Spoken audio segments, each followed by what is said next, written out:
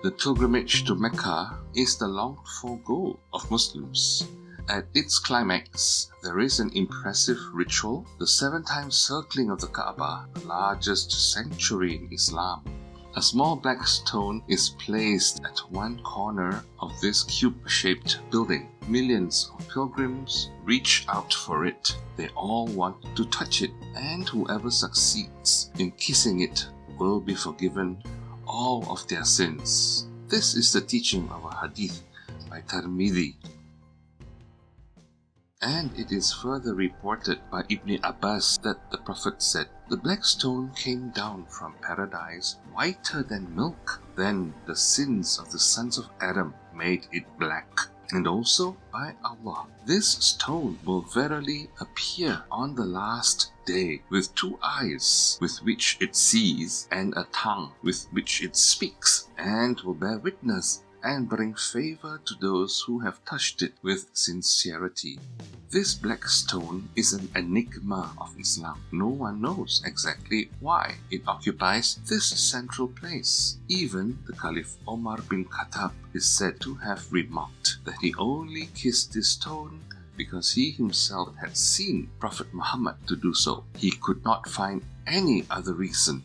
Muslims of all people who teach all people to destroy their idols, they kiss a cold stone themselves and turn around something created at the greatest moment of their lives. It is a historical fact that this stone was an idol of the Meccans even before Islam. Will it remain an idol? Muslim scholars conflict with each other and explain that this stone is only a symbol, but that it is also what most pagans say of their figures. They too believe that they are not really worshipping stones, but rather their God, whose earthly symbol is the stone. Many Muslims, unfortunately, only condemn the idols of other religions. When you hear the devotion with which many Muslims describe touching this stone, it is clear that it is a hidden idol. In 931 AD, this stone was stolen from Mecca by the Karmats and taken over to Bahrain. Mecca remained without the black stone for 20 years, and it only returned damaged through the mediation of the Fatimids after a large ransom sum was paid. For during this conflict, the stone was broken into at least 8 pieces. That is why today it has to be held together with a silver band and embedded in a holder. If it was really not an idol but only a symbol, it could easily have been replaced by another stone. Many Muslims do not agree that the Messiah can forgive people's sins.